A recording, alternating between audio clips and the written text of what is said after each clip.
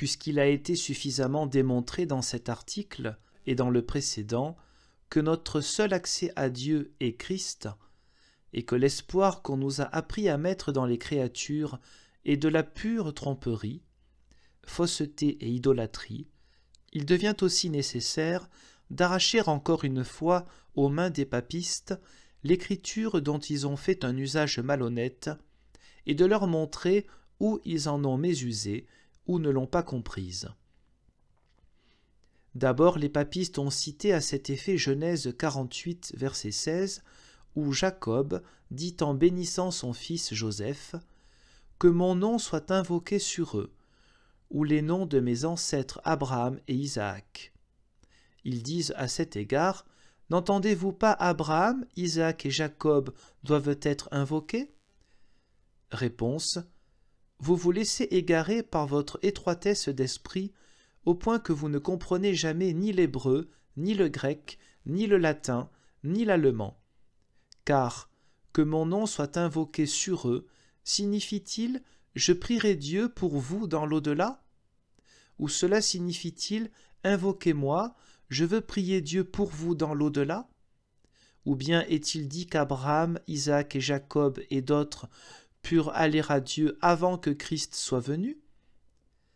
Si l'on a pu venir à Dieu avant lui, Christ n'a pas ouvert le chemin le premier.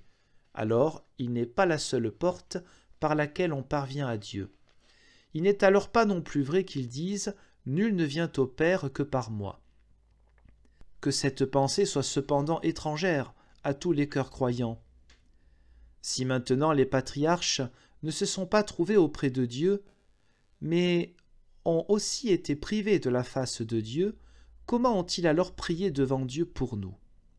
Puisqu'Abraham a désiré voir l'arrivée de Christ, il ne s'est pas trouvé devant la face de Dieu, ou alors il n'aurait pas eu besoin de Christ. S'il ne s'est donc pas trouvé auprès de Dieu, comment a-t-il prié pour quelqu'un alors qu'il était lui-même en manque et ne pouvait pas venir à Dieu si ce n'est seulement par Christ?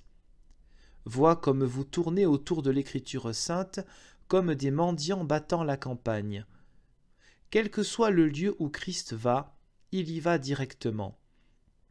Là donc, où vous trouvez les mots invoquer, demander, bienheureux ou d'autres semblables, vous les adaptez à votre folle pensée, que ce soit conforme à la vérité ou non. Abraham, Isaac et Jacob doivent-ils avoir été devant Dieu avant Christ? Comme ce n'est pas le cas, mais je ne prétends pas dire ici ce qu'est le sein d'Abraham, comment peuvent-ils donc avoir prié devant Dieu pour les enfants d'Israël?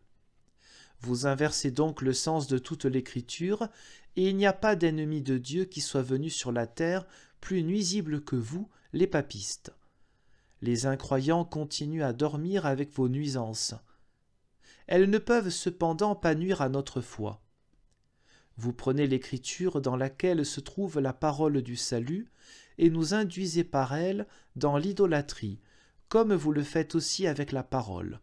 Référence à Genèse 48, verset 16, dans laquelle Jacob désire seulement que Dieu veuille vous écouter quand vous l'invoquez en son nom, ou en celui d'Abraham ou d'Isaac, qu'il veuille donc se souvenir de sa promesse et de son alliance, qu'il a conclue avec eux et avec leur descendance.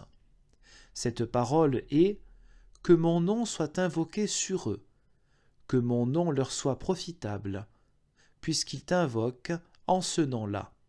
Ô Dieu, viens leur en aide. Bien qu'il ne te soit pas agréable, souviens-toi néanmoins qu'Abraham, Isaac et moi-même te furent agréables et que tu nous as fait cette promesse. Le sens de cette parole n'est pas mon fait, et ma tête ne garantirait rien si l'Écriture ne s'éclairait pas d'elle-même. Nous désirons donc voir comment Moïse, Abraham, Isaac et Jacob ont invoqué Dieu afin que devienne clair le sens de ce qui précède. Et c'est à force de travail qu'un autre passage de l'Écriture sera également libéré de sa prison. En Exode 32, versets 11 à 13, Moïse s'adresse à Dieu à cause du méfait que les enfants d'Israël avaient commis en invoquant le veau d'or. « Ô Seigneur, pourquoi es-tu si fortement irrité contre ton peuple, que tu as conduit hors d'Égypte, avec une grande force et une main solide? Je t'en prie, apaise ta colère, et sois conciliant envers la méchanceté de ton peuple, afin que les Égyptiens ne puissent pas dire « Il les a conduits erronément pour les tuer dans les montagnes et les éliminer du domaine terrestre. » Souviens-toi d'Abraham, d'Isaac et d'Israël, tes serviteurs, auxquels tu as juré par toi-même, leur disant « Je multiplierai votre descendance ou genre comme les étoiles du ciel, etc. » Nous voyons ici ce que signifie invoquer les noms des 3 patriarches sur les enfants d'Israël.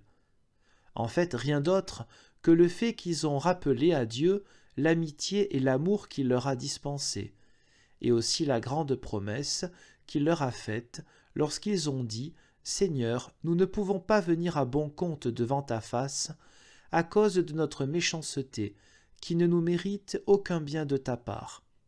Mais souviens-toi de l'amitié que tu as scellée avec Abraham, Isaac et Jacob. Ils ont été nos pères. Nous ne sommes rien, mais nos pères t'étaient chers. Fais-nous en bénéficier. Souviens-toi aussi que tu leur as promis de faire le salut de tous les peuples, à partir de leur genre ou descendance, et aussi que tu voulais les multiplier comme les étoiles du ciel. Comment cela pourrait-il se produire si tu nous rejettes maintenant comme nous le méritons?